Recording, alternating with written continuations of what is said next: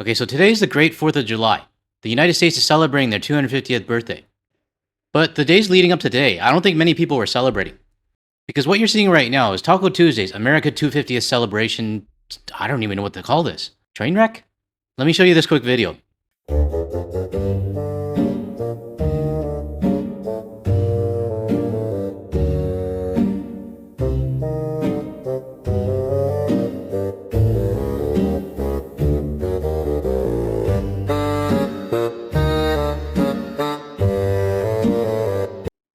I'm sorry, but that's gotta be the most sad setup I've ever seen. And not even Fox News can lie about this. Sometimes the pictures really don't tell the full story, because if you look behind us, you see, okay, there are a couple hundred people back there, but the truth is, when you make your way over here and you're in a wash of people. There are thousands of people here, and I'll tell you what, that's with rain, with everything else going on, the fact that it is heightened security just because of the world right now. It's really an awesome crowd. It's like they think we don't have eyes, or like, we can't think for ourselves.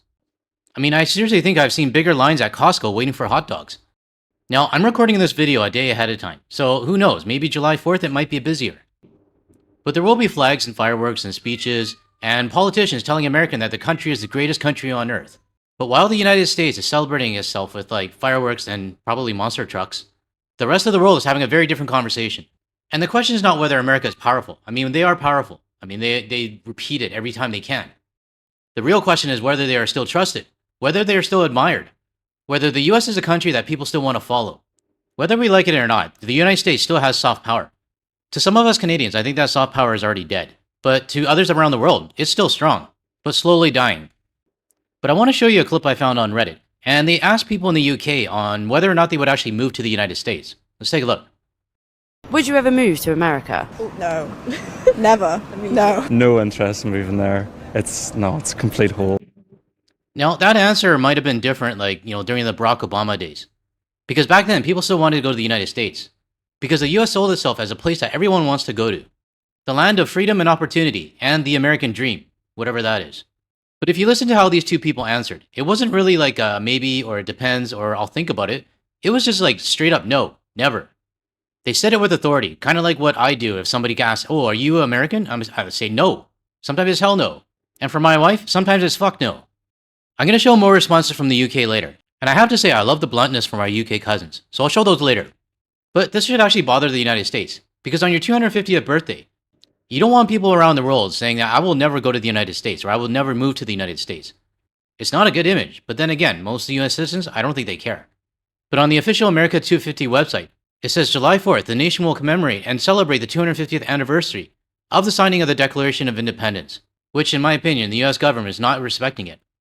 But the America 250 is not turning into a moment of unity.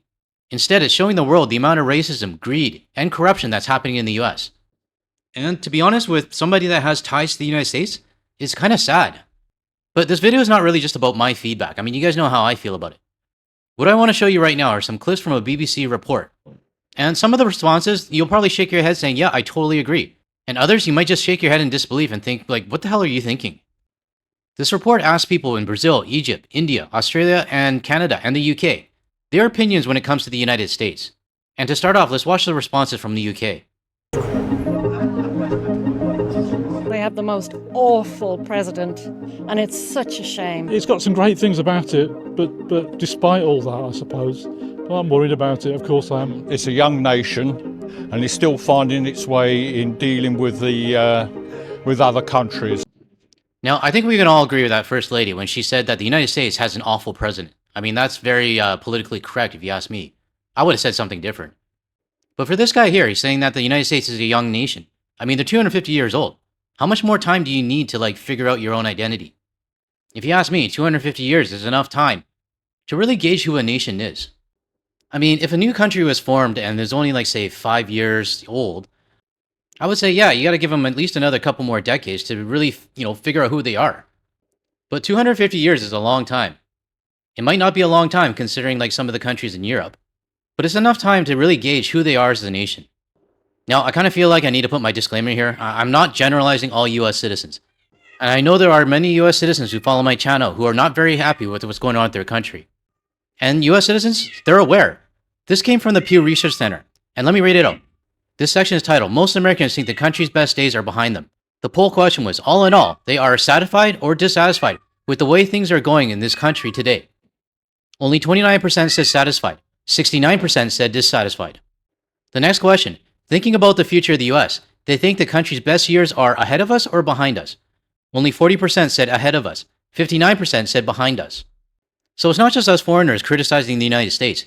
Even their own citizens are, which I feel is a step in the right direction. It just has to be like bigger steps. But let's keep going in the video because I want to show the responses from Brazil. And just a heads up, a lot of these responses are not in English, so you'll have to read the subcaptions. Como brasileiro, a minha visão sobre a relação do Brasil com os Estados Unidos é a de que nós estamos no pior momento da história dos dois países. Todas as questões que estão acontecendo, eu acho que eu me preocupo um pouco. Mas ainda acho que tem muita coisa a admirar. Eu acho os Estados Unidos um país que nunca vai cair. Ele é um país abençoado por Deus. So you can see the responses from Brazil are a bit mixed. I know I do have some viewers from Brazil, and after reading their comments, I know their opinions are definitely different than their countrymen here. And it's definitely going to vary country by country. I mean, if you ask anybody in Canada or Denmark or Greenland, I'm sure the responses are going to be quite different versus a country that's not in the crosshairs of the United States. Now let's move on to the next country where they interview people from India. As an Indian, I think my quality of life here is so much better than the average American. When it comes to technology, I think we share a really good bond with America. India as a country, they have to be buddy-buddy with America, but they also have to keep one eye at the back to ensure that their interests are also protected. Now this right here is a great comment, and I think a lot of countries are doing this right now.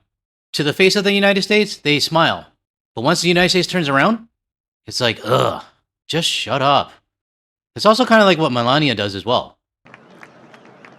And it's my prayer that God will bless you, your family. And it's not the only time she did it either.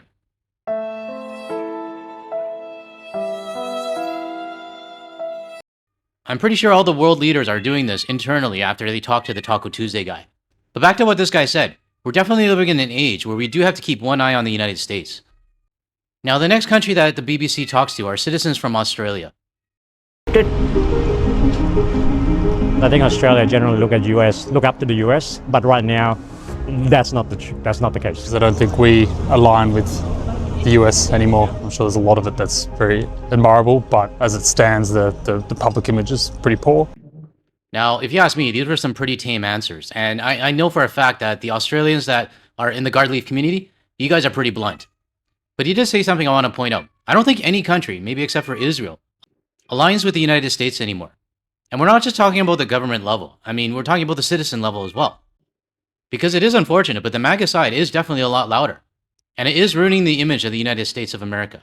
It's something that even Disneyland or the Grand Canyon or Hollywood cannot fix. So to my Australian viewers, do you feel that you align with the United States on anything these days? Like, government level or citizen level? And be as unfiltered as you want. I'm totally cool with it.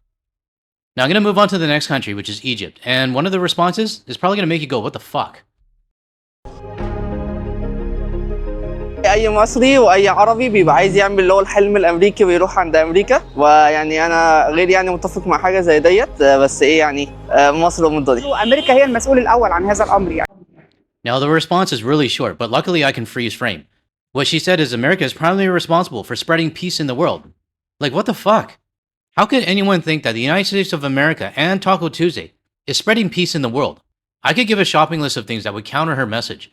But I think everybody watching right now knows what those things are. The only thing the United States is spreading is unity around the world. Alright, I gotta speed this up a little bit because I'm realizing I'm running out of time. But the next country is gonna be Canada. Les États-Unis, c'est un pays à admirer, que ce soit par son histoire, ses gens, puis tout le monde. You know, as another Canadian, listening to another Canadian say that the United States is a country to admire, all while at the same time of them calling us a 51st state, it's disappointing. But I am glad that BBC is putting in the responses like these. Because we do have to remember that not all Canadians view the United States the same way we do. I feel sorry for them because they have a lot of potential. They are spending a lot of money on wars rather than fixing their own education system, medical system. There's a lot of reason to be optimistic if people focus and make the right choices. Here's to another 250 years. Yeah, to this Canadian, I could really care less about their 250. Let me know in the comments below if you care about it. I'm actually curious. But for Louis here, I agree with him. And it's really sad to see all the money being spent on like the Middle East conflict. And it's actually saddening that some people outside of the United States care about the United States more than their own citizens. But hey, it's not my country, so I really need to like let go of that. Now I want to go back to the responses out of the UK where they asked UK citizens, would you move to the United States? No, because I am transgender. You'd step over there and you already lose like 10 of the rights that you have here. It's a disgusting place. They've got no NHS whatsoever. It's an absolute dump. They just think they're the best. They're like, oh my god, we have freedom, but most other countries have freedom. I don't like the culture, whether it's tipping, guns, the thoughts on abortion. If you're dying or having a baby, why you got to pay for it? There's nothing about America that I think I would prefer over here. You don't have like free speech at all there. I wouldn't last a minute over there, I don't think. It's definitely stricter over there than it is over here. 1000%. If I was to go anywhere in America, it'd be like maybe like Canada. And that is a response that we're hearing a lot these days. Because when people travel, they want stability. They don't want to have like question marks at the border. And they probably don't want to be by like drive-by shootings or mass shootings. Now, Canada is not perfect. And I said in my Canada Day video and a few of our viewers, we have our own faults. But whether the United States likes it or not, the world is comparing. They're comparing Canada to the US. In the past, I mean, Canada might not even be on the radar for a lot of international visitors. And to be honest, all of this drama that's happening with the United States, it's only benefiting us. Because they're not just comparing like the tourist destinations. They're comparing our healthcare, our safety, our rights, education, stability, quality of life. And as one of our viewers from Europe actually emailed me and asked me, why are the portions of food in the United States so much bigger than those in Canada? I don't have the answer to that, but I mean, I'll let everybody else decide. But the stats and data and reputation between our two countries is being evaluated around the world, whether we like it or not. And no amount of gaslighting or like sales pitches or anything from this little troll is going to fix the problem when it comes to the United States. So at 250 years old, America is still powerful, but the power is not a question anymore. The question is the trust. Does the world still trust America? Do the allies still trust America? Hell, do their own citizens trust their country? In another 50 years, when they hit their 300, or if the country still exists, everyone's going to look back at the 250 and see the train wreck that we're in right now. Because if they do, that means my friends and family and people that I've met in the United States, they're going to be in a tough situation, and I don't want that for them. So I guess we'll have to see what the next 50 years brings to the United States. To close off this video, I would like to thank YUL Spotter from our Discord server and a good friend of the channel for posting this photo of an Air Canada plane. I believe this is A320. I know you mentioned it in the Discord, but I just forgot what it is at the moment. I believe you mentioned this photo was taken in 2009, but I thought it would be a good idea to have a Canadian-themed plane posted on July 4th, 2026. So thanks again, YUL Spotter, for posting this in the Discord server. Alright everyone, that's it for this video. If you found any value in anything I said today, or you want to hear more from a Canadian and international point of view, without the US media bias, make sure you hit that like and subscribe button below. That way you'll be notified of my future videos. And don't forget to hit the bell icon and select all as well. Now, if you want to see more of my videos, check out the ones that are going to show up on your screen shortly. Thanks everyone, I'll catch you in the next one.